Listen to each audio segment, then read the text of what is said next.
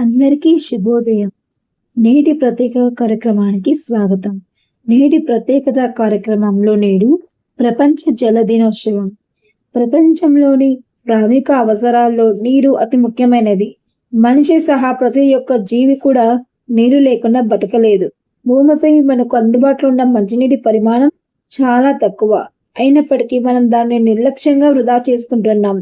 నీటి ప్రాముఖ్యతను ప్రపంచవ్యాప్తంగా తెలియజేయడానికి ఐక్యరాజ్య సమితి వారు 1993లో ప్రపంచ జల దినోత్సవంను ప్రకటించింది. దీన్ని ఆంగ్లంలో వరల్డ్ వాటర్ డే. ప్రతి సంవత్సరం మార్చి 22వ తారీఖున ప్రపంచ దేశాలన్నీ ఈ దినోత్సవాన్ని జరుపుకుంటాయి. నీటి యొక్క ప్రాముఖ్యతను తెలుసుకుందాం. నీరు లేకుండా మన జీవితం అసంభవం. మనం తాగే నీటితో పాటు వ్యవసాయం, విద్యుత్ ఉత్పత్తి, పరిశ్రమలు, పశు సంవర్ధక రంగాలు అన్నిటికీ నీరు చాలా అత్యంత అవసరం. అయితే భూమిపై 70% నీరు ఉన్నా తాగేందుకు ఉపయోగపడే తాజా నీరు కేవలం 3% మాత్రమే. అందులో 2% హిమశిలలో ఉండిపోయింది.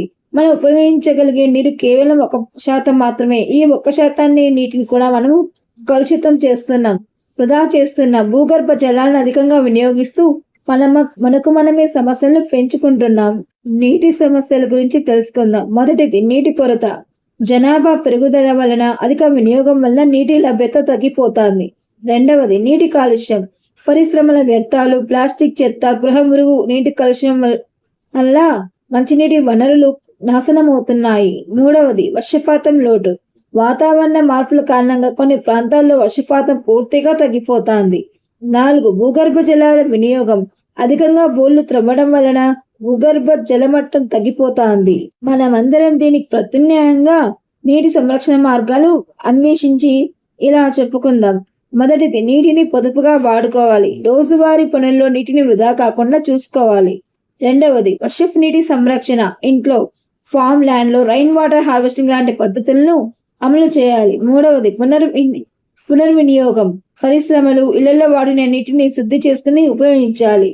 4 పర్యావరణ పరిరక్షణ. మొక్కలు నాటడం, చెట్లు పెంచడం, చెరువులు, కుంటలు, నదులను పరిశుభ్రంగా ఉంచడం ద్వారా నీటి వనరులను కాపాడుకోవచ్చు.